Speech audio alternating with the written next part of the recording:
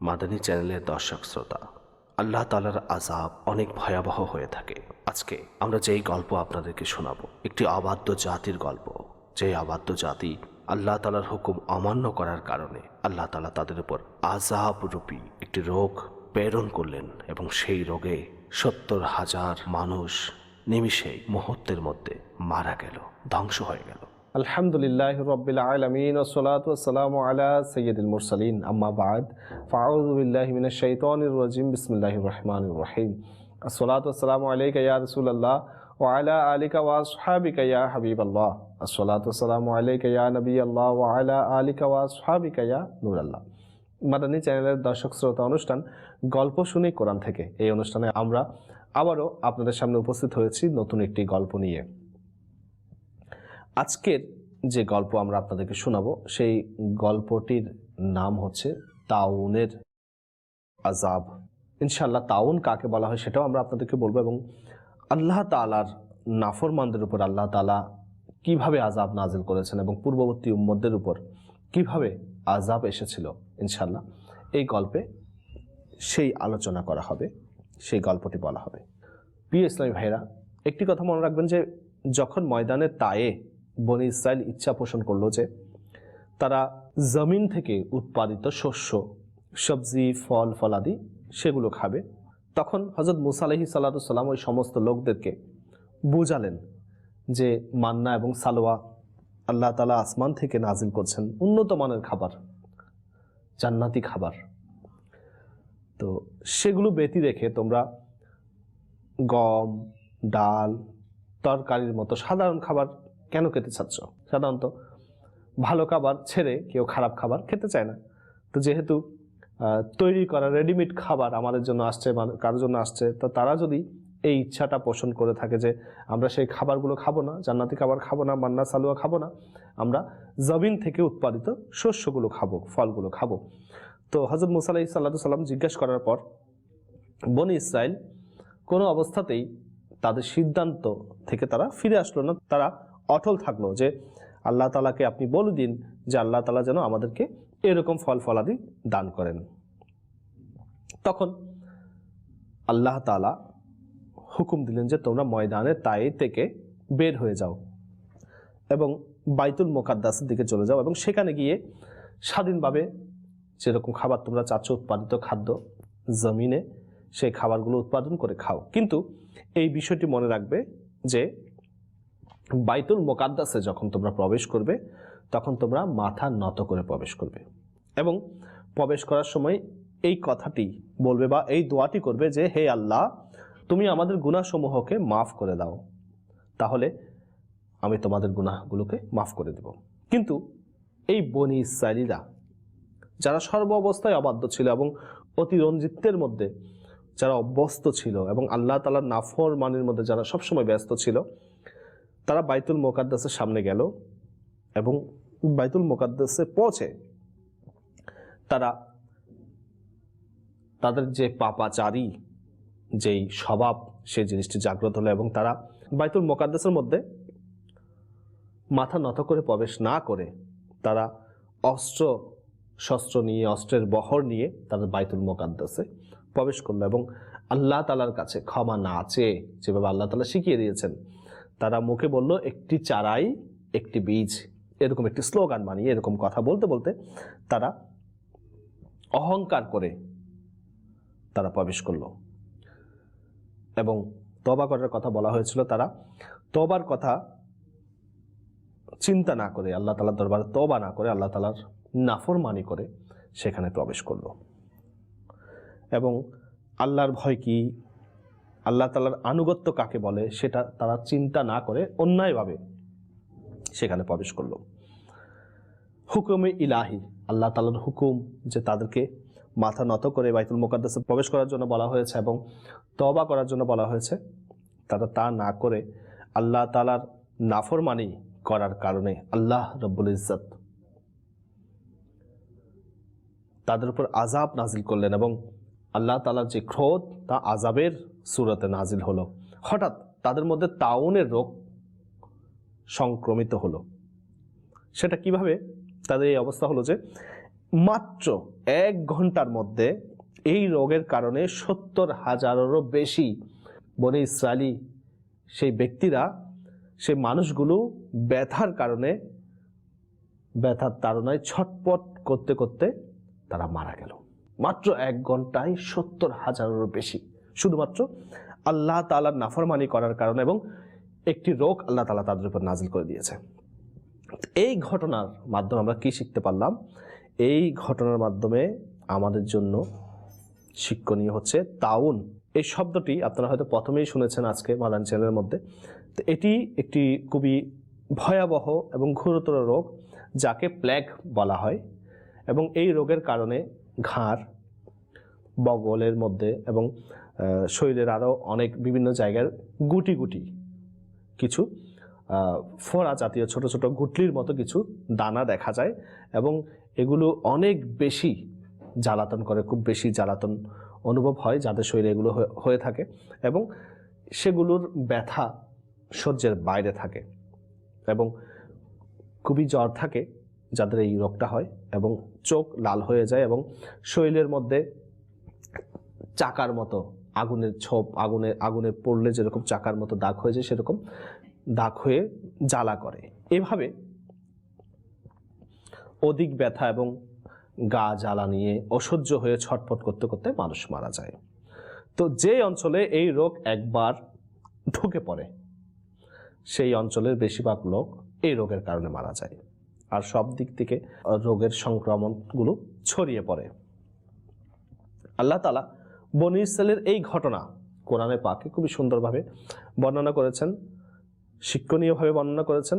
আসুন আমরা কোরআনে পাক শ্রবণ করি এবং এর অনুবাদ শুনি। বিসমিল্লাহির রহমানির রহিম। وَإِذْ قُلْنَا ادْخُلُوا هَٰذِهِ الْقَرْيَةَ فَكُلُوا مِنْهَا حَيْثُ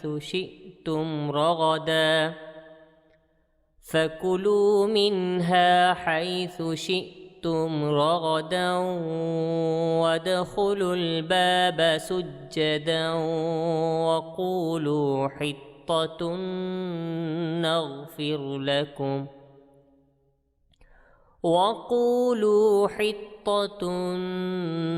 نَغْفِرْ لَكُمْ خَطَايَاكُمْ وَسَنَزِيدُ الْمُحْسِنِينَ فبدل الذين ظلموا قولا غير الذي قيل لهم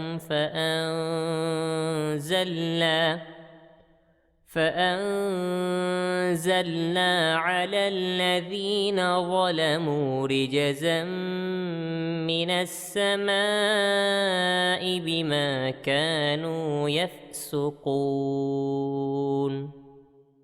কাঞ্জুল ইমান থেকে অনুবাদ। এবং যখন আমি বললাম এই লোকালয়ে প্রবেশ করো, অতঃপর তাতে যেখানে ইচ্ছা কোনো প্রকার বাধা বিপত্তি ছাড়াই আহার করো, এবং দরজা দিয়ে সিজদারত অবস্থায় প্রবেশ করো, আর বলো আমাদের গুনাহের ক্ষমা হোক, আমি আল্লাহ তোমাদের অপরাধগুলো ক্ষমা করব, এবং অনিত বিলম্বে আমি নেককার লোকদের প্রতি আমার দান আরো বৃদ্ধি করব।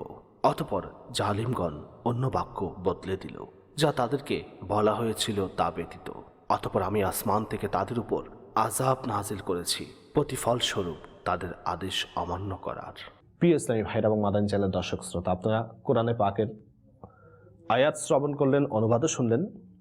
এই যে ঘটনা আমরা শুনেছি, এই জাতিগুলো কেমন জাতি ছিল তা আমরা শিখতে পারলাম, এবং এটাও শিখতে পারলাম যে আল্লাহ তাআলার নাফরমানি এবং আহকামে খোদার বিদ্রূপ করা কতটা ভয়ানক এবং কঠিন শাস্তির কারণ হয়। আখিরাতের আযাব তো তাদের জন্য আছেই, দুনিয়ার মধ্যেও আল্লাহ তাআলার অসন্তুষ্টি এবং আযাব নাজিল হয়, যাতে মানুষ ধ্বংস হয়, নিষ্পেষিত হয়ে যায়, আর অঞ্চলের পর অঞ্চল ধ্বংস হয়ে যায়। এই তাউন বনী ইসরাইলের জন্য আযাব ছিল, কিন্তু এই তাউন রোগটি, এই প্লেগ রোগটি উম্মতে মুহাম্মদের জন্য সাল্লাল্লাহু আলাইহি ওয়াসাল্লাম অর্থাৎ আমাদের জন্য এটি রহমত। কিভাবে? বনী ইসরাইলীদের উপর এই রোগ হয়ে তারা মারা গিয়েছে, তাদের উপর আযাব হয়েছে, এবং তারা জাহান্নামের হকদার হয়েছে। আর এই রোগটা যদি আমার রসুল সাল্লাল্লাহু আলাইহি ওয়াসাল্লামের উম্মতের মধ্যে কারো হয়, তাহলে ওই ব্যক্তি যদি এই রোগের কারণে মারা যায় তাহলে তাকে শহীদের মর্যাদা দেওয়া হবে। এবং বলা হয়েছে যদি কারো এই রোগ হয় তারা যেন ওই অঞ্চল থেকে অন্য কোনো অঞ্চলে পালিয়ে না যায়। যদি কেউ রোগের ভয়ে, এই প্লেগ রোগের কারণে, এই তাউন রোগের কারণে যদি সেই অঞ্চল থেকে মৃত্যুর ভয়ে পালিয়ে যায় তাহলে তার জন্য কঠিন গুনাহের দুঃসংবাদ রয়েছে। অর্থাৎ এটি অনেক বড় একটি গুনাহ। যেভাবে যুদ্ধের ময়দান থেকে পালিয়ে গেলে গুনাহ হয়, অর্থাৎ এই রোগের কারণে সেই অঞ্চল থেকে পালিয়ে গেলে এই গুনাহ হয়ে থাকে। এই জন্য এরকম রোগ যদি কোথাও দেখা যায়, প্লেগ রোগ, তাহলে এই রোগ থেকে পালিয়ে যাওয়া উচিত নয়, সেই অঞ্চল ছেড়ে পালিয়ে যাওয়া উচিত নয়। আল্লাহ তাআলার উপর ভরসা করে সবর করা উচিত। ইনশাআল্লাহ এর দ্বারা আল্লাহ তাআলা বরকত দান করবেন। অনুষ্ঠানটি শেষে এই কিছু বিষয়ে আপনাদেরকে আসলে বলতে চাচ্ছি। আমাদের এই সময়টা, এখন যে সময়টা চলছে, করোনা ভাইরাস নামে একটি ভাইরাস, একটি রোগ আমাদের বিশ্বজুড়ে শোনা যাচ্ছে।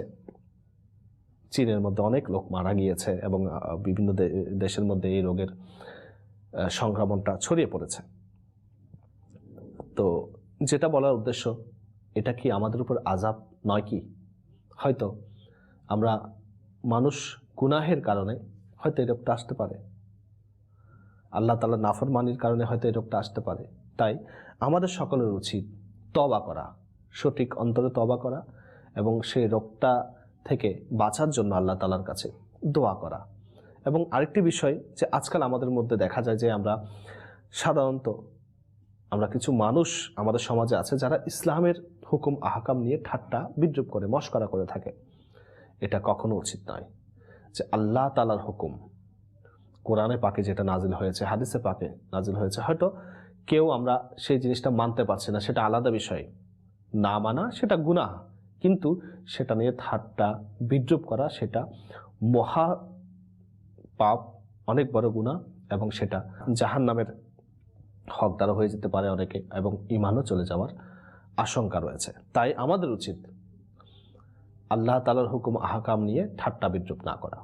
অনেক সময় হয়তো আমাদের অনেক কিছু বুঝে আসে না, ইসলামের অনেক হুকুম আহকাম আমাদের বুঝে আসে না, কিন্তু আমরা যদি এভাবে জিনিসটা দেখি যে এসএসসির বই কখনো ক্লাস 1-এর ছেলে বুঝতে পারবে না, এসএসসির পড়া ক্লাস 1-এর ছাত্র বা 2-র ছাত্র কখনো বুঝতে পারবে না বা তার বোধগম্য হবে না।